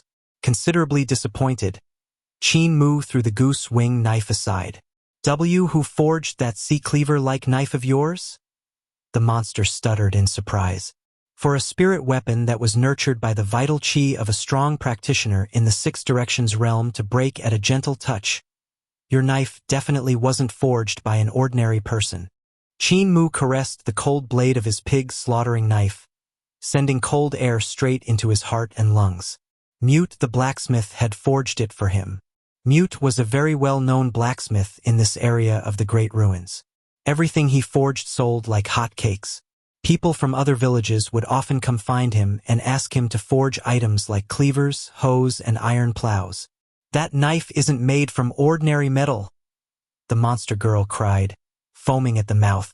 It wanted to move forward to take a closer look, but it was afraid that Qin Mu would chant the devil incantation again. So it just shouted, "Try touching your knife. Is there any cold air coming from it? If there is, it was probably made out of winter crystal iron." There is indeed cold air coming from it? Qin Mu said in astonishment, nodding his head. Why would someone use winter crystal iron to forge a cleaver-like knife? The monster cried. Someone with such excellent forging skill actually created a cleaver-like knife? What a waste of talent and materials! Qin Mu stared at the pig slaughtering knife, then strapped it to his back again. He then started collecting all of the weapons and treasures, moving them out of the rundown temple and placing them in front of its entrance. Why do you still want to take away my loot when you already have such a good weapon? The monster shouted angrily. Granny told me that I should always bring back everything I take with my own strength. Qin Mu turned around and flashed a simple smile. I took all of your items with my own strength, so I definitely have to bring them all home. This infuriated the monster so much that it wanted to die. However, it was afraid of ruining things with Qin Mu and could only watch as the boy moved all of the treasures it had painstakingly collected. Qin Mu suddenly to look at the monster and asked, Do you have anything like a cloth sack laying around? No. Okay. Qin Mu turned away again and went outside of the temple. The monster cautiously left the great hall and walked to the entrance of the temple. Could see Qin Mu chopping at the bamboo trees in the surroundings. After a short while, he managed to use the bamboo he cut down to create a makeshift raft. Putting all of his loot onto the bamboo raft, he pushed off from the island and used a bamboo pole to maneuver back upstream. Who raised such a horrible child? The monster yelled, finally flying into a rage. What is this world coming to? He even dared to ask me for a cloth sack to carry everything with. He makes me so angry I want to die. Tales of Hurting Gods. Chapter 19, Overlord Body Awakened. The oasis hundreds of miles downstream, Qin Mu returned to disabled elderly village before night fell. He put down the bamboo basket filled with weapons in the village, and the villagers were inevitably astonished and crowded around with inquiries. Qin Mu told them about his experience, causing Blind's complexion to slightly change and cried out. The temple on the oasis is a territorial-level strange beast, which is a very powerful demon who is adept at transformation. Her name is called Woman Wu. You actually ran to that temple and stole all her treasures back. Granny C also cried out, That Woman Wu? I passed by the rundown temple once and beat her up because I saw that she had eaten too many people. In the end, she hid behind the Buddha statue. The Buddha was strange and wanted to subdue me, thus I did not beat her to death. There was something very weird with the Buddha statue. I had also met her before. She's a very powerful great demon who could rival strong practitioners of 7 Stars realm. Cripple asked, Moor, how did you escape from Woman Wu's hands after stealing her items? Qin Mu realized he couldn't keep it a secret anymore and told everyone about the devil language that he had learned from the vestige in the valley. He then explained how he used the voices of God, devil, and Buddha to subdue Woman Wu in its entirety. The villages were all stumped for words hearing Qin Mu's story. After quite a while, Old Ma finally let out a breath and said, Young and promising, young and promising. Cripple, Deaf, and the rest all nodded their heads and raised their thumbs in endless admiration. Woman Wu, the great demon having the strength of a strong practitioner of 7 Stars realm, actually got extorted and robbed by Qin Mu. How young and promising, making all of them proud by not failing to live up to their teachings. Mute picked up a few weapons and gave them a few swings before shaking his head. He gave a few hand signs, which meant that the quality of these spirit weapons weren't that good and were useless. When tomorrow comes, I will go over to Border Dragon City and sell these spirit weapons. I will also get some spices, fabric rolls, and fine wine while I'm there. Granny C smiled. It's time to also sell my livestock. Qin Mu picked up his spirit. To Border Dragon City? He had grown up in disabled elderly village since young and had only been allowed to go out recently. He had only heard of Border Dragon City and had never been there. We can't bring you there yet. You are still too young. Granny C shook her head. Qin Mu was disappointed and hesitated for a moment before gathering up his courage to confess. Granny C, Grandpa Ma, there is still one more thing. My overlord body has awakened. The surrounding fell silent.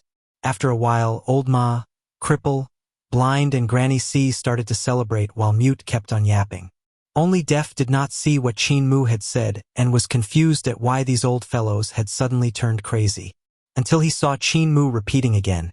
He then realized what Qin Mu was saying and gave out a huge laughter.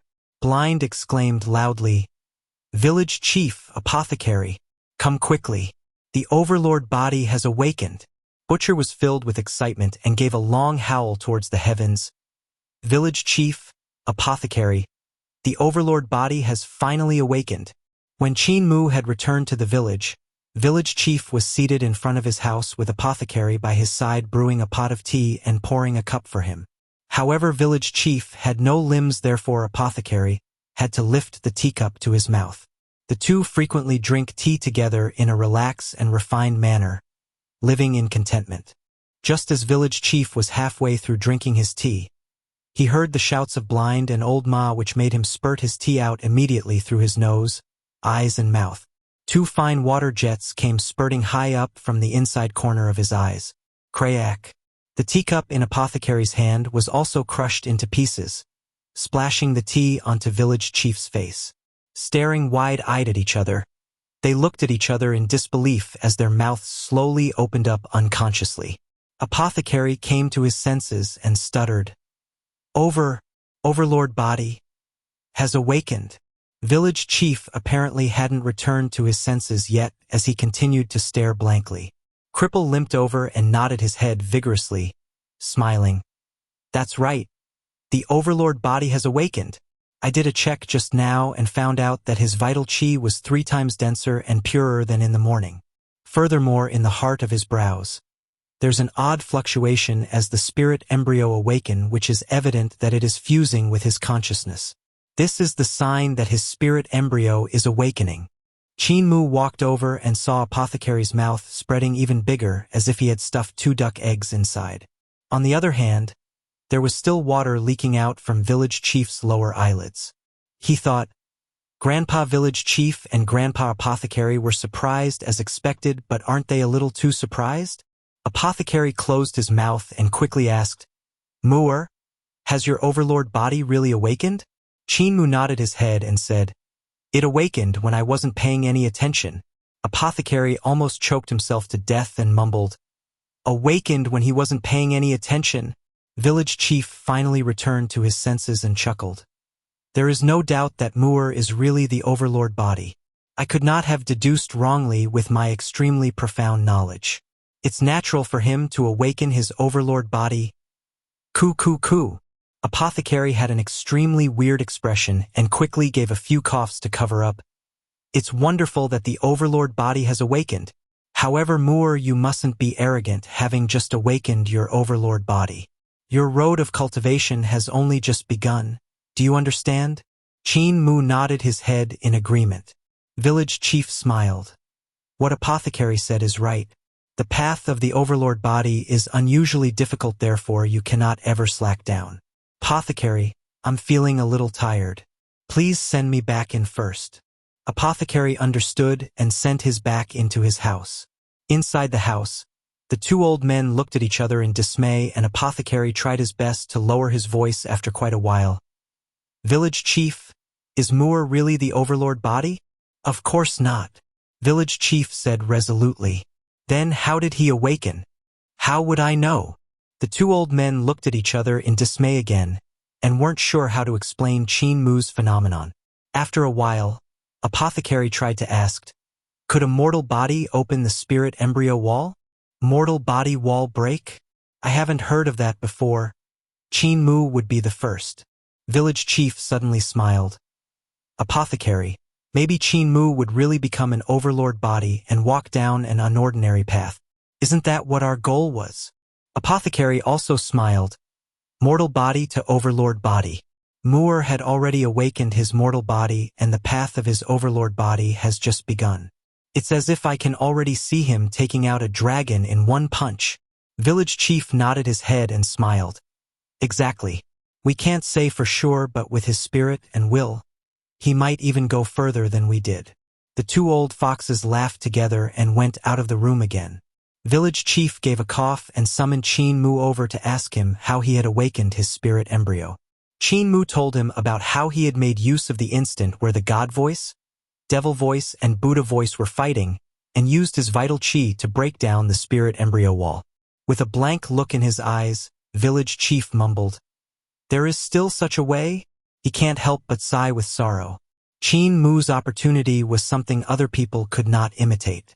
To use the voices of God, Devil, and Buddha to fight each other combined with his guts to actually dare to take the initiative and learn the devil language. Using the devil voice to contend against the God voice resulted in such a coincidental opportunity. These actions were simply reckless, not knowing how to write the death word. Even if others happened to have this opportunity, they would probably die from the power within the voices of God, Devil, and Buddha before they even broke through their spirit embryo wall. Others didn't know the dangers lying inside. However, he was very clear about it. Was the power of gods and devils something a mortal could covet after? For a mortal, it was a road that led nowhere but death to covet the power of gods and devils. However, Qin Mu precisely succeeded in an unfathomable way, making Village Chief more or less puzzled. However, what he didn't know was that Qin Mu had been nearly killed by the battle between the God voice and the devil voice. He was lucky that the jade pendant in front of his chest had protected his life. That was why he didn't die. Village Chief thoroughly checked Qin Mu's advancement in his cultivation, revealing an expression of astonishment before covering it up and encouraging him. "Mu'er, do your best in cultivating and don't disappoint us. Now that you have awakened your overlord body, you are a martial arts practitioner and no longer a little child." Qin Mu solemnly nodded. At this time, the sky had already turned dark and the bonfire in the village lighted up. Old Ma and the rest started to barbecue strange beasts that they had caught in celebration for Qin Mu. Granny C scampered over and grabbed Qin Mu back. "Village Chief Apothecary, come over as well. Let's have a feast. You two can go ahead first. Apothecary and I will come right after you." After Village Chief saw Granny C and Qin Mu leaving, he said softly, "Apothecary Mu'er's vital chi is extremely dense. Among the martial practitioners I have seen before in the spirit embryo realm, his cultivation is the greatest."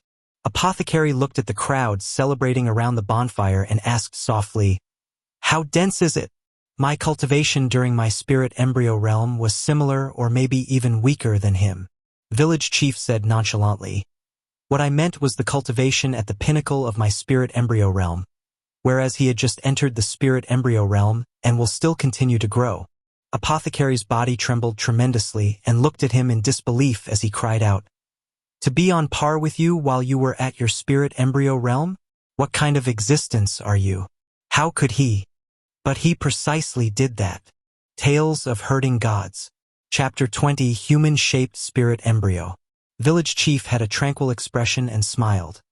When his spirit embryo had not yet awakened, his vital chi cultivation was already stronger than those martial arts practitioners of spirit embryo realm, and even denser than mine when I was at his stage. Now that it has awakened, he will only become stronger. Striving to do his best for all these years, and with the countless blood of the four spirits that you people had nourished him with, it's reasonable to have this kind of accomplishment. Apothecary was still extremely shocked and muttered, "However, to be denser than yours back then, you were the... I am no more than a disabled elderly." Village Chief cut him off and smiled. "You can't use me to measure the teenagers nowadays. My only concern now is how to allow Mu'er to unleash the full power of his vital chi, since his vital chi does not have any attributes. Let us go over now and not make them wait any longer." Apothecary's heart slightly jolted. The only reason why vital chi could unleash their full power was because of attributes. Without any attributes in Qin Mu's vital chi, it's only natural for him to be unable to unleash his full power. Even if he had awakened his spirit embryo and had a far denser cultivation than normal people, it was useless if he couldn't unleash his full power. As the two came to the bonfire, Def took out his iron ears and washed them in the wine before plugging them back into his ear holes. Pouring the wine into the bonfire, the fire immediately burned fiercely. Def smiled and asked, "Village Chief, we had a test just now, and even though Qin Mu had awakened his overlord body, but he was still unable to unleash the power of his overlord body's vital chi. With your wide knowledge, you definitely know how to unleash the power of his overlord body's vital chi, right?" At this moment, Apothecary could feel the head of the old man beside him becoming 3 times bigger than usual. Village chief raised his head and looked helplessly at Apothecary beside him. However, Apothecary turned his head to the other side and gave Old Ma a toast. Is Moor's overlord body strong or not? Village chief asked. Def understood what he had said and praised. Strong. His vital chi is extremely tenacious and hard to disperse. The others had the same feeling as well and nodded their heads in succession. When Qin Mu had clashed against senior brother Chu of the Lijiang's 5 disciples, they had already seen the extraordinary points of Qin Mu's vital chi. With his vital chi in the small stick, senior brother Chu's treasure sword was actually not able to chop it, which meant that Qin Mu's vital chi was exceptionally tenacious. Village chief asked again, "Is his vital chi dense or not?" Def replied, "Frighteningly dense. Even when I was at his realm, my vital chi was nowhere close to his. When he had finished, the rest felt the same way too. Qin Mu's vital chi was too dense, way denser beyond belief. Even when his spirit embryo had just awakened, it was as if he had cultivated dozens of years." Village chief slowly guided the conversation patiently and asked, "Since his vital chi is so tenacious and durable, why can't it unleash its full power?" This time Def didn't continue on the same topic and instead gave a slap on his thigh, exclaiming, "That's right. Why is it so, Village chief?" Village chief almost choked to death by his answer and felt like Def had given him 2 stabs in his chest. Luckily beside him, Mute became excited and started dancing around and gesticulating as he, non-stop. "Mute is right." Def finally got it and said, "Moor's vital chi being so tenacious and dense yet is unable to unleash his full power. It means that the problem doesn't lie in his overlord body's vital chi. Our techniques aren't suitable for him. That's why he can't unleash his full power. The problem lies in us." As if a boulder was lifted from his shoulders, Village chief wanted to give a sigh of relief just as Def asked again. "Here comes another problem. How can we unleash the power of his overlord body's vital chi? We are all clueless, so with your wide knowledge, what's your wise opinion, Village chief?" Village chief wished that he could grow arms and strangle him to death. However, he did know some reasons regarding the reason why Qin Mu was unable to unleash the full power of his vital chi. The vital chi of the 4 great spirit bodies had their own properties. For example, White Tiger vital chi had the properties of the gold element, allowing it to transform into weapons with great offense and defense. White Tiger vital chi could also transform into razor-sharp claws to tear apart the opponent and transform into a shield to block the opponent's attack. The Green Dragon vital chi had the properties of lightning, controlling lightning and healing abilities. Vermilion Bird vital chi had the properties of the fire element, which was fierce and overbearing. Apothecary and Mute the blacksmith were this kind of spirit bodies. Both Apothecary refining his medicine and Blacksmith's furnace relied on their vital chi's properties. There was still Black Tortoise vital chi, which mastered defense and water control. There would also be water properties when their vital chi was exhibited. However, Qin Mu's vital chi didn't have these properties, and that was why he could not unleash his full power. Even though his cultivation was strong, it didn't help him too much to increase his power. However, knowing the reason didn't mean that he knew how to solve it. "Moor, how does your spirit embryo looks like?" Village chief inquired Qin Mu. Qin Mu described about the strange spirit embryo in his Spirit Embryo Divine Treasure and stunned everyone around the bonfire as they looked at each other in surprise of the human-shaped spirit embryo. This was the first time in the world they had actually heard of something like a human-shaped spirit embryo. Qin Mu was also slight bewildered and asked, "Granny, Grandpa Ma, don't your spirit embryos look like how you look when you were kids?" Granny C shook her head and sighed. "Nope. No wonder you are the overlord body. Even your spirit embryo is different from ours. How envious." Granny's spirit embryo is a white tiger spirit embryo, a little white tiger. "My spirit embryo is the green dragon," Old Ma said. Def replied, "My spirit embryo is the black tortoise." Mute began gesticulating again, saying that his spirit embryo was the vermilion bird. Village chief closed his eyes and went deep into his thoughts. The 4 great spirit bodies were gifted with their spirit embryo divine treasure innately opened and only required to awaken their spirit embryo in order to become a martial practitioner. Even if there were different spirit embryos among the 4 great spirit bodies, they were often similar and not much different from the 4 main categories. Some spirit embryos were not white tiger, green dragon, vermilion bird, or black tortoise, but they were still classified under this 4 categories. That was why the vital qi of the 4 great spirit bodies had 4 different kinds of attributes. Qin Mu's spirit embryo was human-shaped and had no attributes. That was why it was harder for him to awaken and to even unleash the full power of his vital qi. Village Chief was deep into his mind, trying to find a method to activate the power of the Overlord body's vital qi. But even with his exceptional knowledge, he still couldn't make up his mind. Seeing his expression, Granny C suddenly realized what was going on and laughed.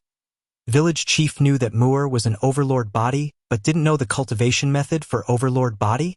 Village Chief's face turned slightly red and he nodded his head. All the villagers revealed expression of disappointment while Blind muttered, "You have the widest knowledge among us yet, and if even you don't know the cultivation method for Overlord body, doesn't that mean that Muir's Overlord body is going to be wasted?" Everyone around the bonfire fell silent. Butcher suddenly exclaimed, "Overlord body technique was created by a human, right?" Everyone looked puzzledly at him. Butcher chuckled, "If the Overlord body technique was created by a human, why can't we create it ourselves? Even if we can't create it, Muir can create it himself. There's no one that I have ever given in to, therefore I managed to create my pig slaughtering knife skill. If all of you are frightened by the challenge in front, I would look down on all of you. Muir, don't let me look down on you." Qin Mu nodded his head heavily and felt a rush of adrenaline as he shouted, "Don't worry, Grandpa Butcher. I will definitely not let you guys down." Butcher laughed loudly and patted him heavily on his shoulder. The rest also started laughing, causing the previously solemn atmosphere to vanish. Seeing this scene, the matter gnawing at Village Chief's heart unconsciously unknotted itself and he laughed loudly. Lying to them that Muir is the Overlord body in order for them to have the motivation to live on made me bash my head into a brick wall by obsessively trying to cover up the lie. What I didn't expect was that they already had the motivation and yet I am still here wrecking my brain out. With his worries resolved, he felt free both mentally and physically. Qin Mu's arrival had motivated the villagers in disabled elderly village to live on, and had also motivated him to continue striving. Looking at him, Apothecary revealed a smile. Village Chief had not been so happy nor smiled like this for a long time. "I feel that we definitely need to push the Overlord body to its limits so that it would unleash the full power of its vital qi." Under the illumination of the bonfire, Butcher's face looked several times more sinister. One does not survive if he was never insane. Overlord body is stronger than spirit body and its vital qi would definitely be stronger as well. The condition for his power to be unleashed would probably be stricter as well. That's why it definitely needs to reach its limits in order to force out its power. Cripple nodded his head. Muir's iron boots need to be thicker, and the amount of iron weights have to increase to force him to run even faster. Blind tapped his bamboo cane and said, "His cultivation was much too relaxed previously. We'll need to up the tempo from now to be able to force out his potential." Old Ma replied, "That's right. We'll also have to work way harder to force out his potential." Mute gave a few hand signs and made a few noises. Qin Mu felt very touched yet he had a bad feeling at the same time. He was moved at how zealous the elderly were on the matters regarding him. But why did they have to add "force out" in all their sentences? Apothecary narrowed his eyes and entered the discussion. "Supplement. We will continue to supplement him. Supplement him until his vital qi could unleash its full power. There are many rare and unique beasts and herbs in our great ruins which I could use to concoct spirit pellets and wonder medicines. My herb garden outside the village have all the various spirit herbs which are enough to supplement him until his skin would even leak spirit fluid out when you pinch him. Apothecary, it looks like it will cost you a king's ransom for this." Everyone laughed.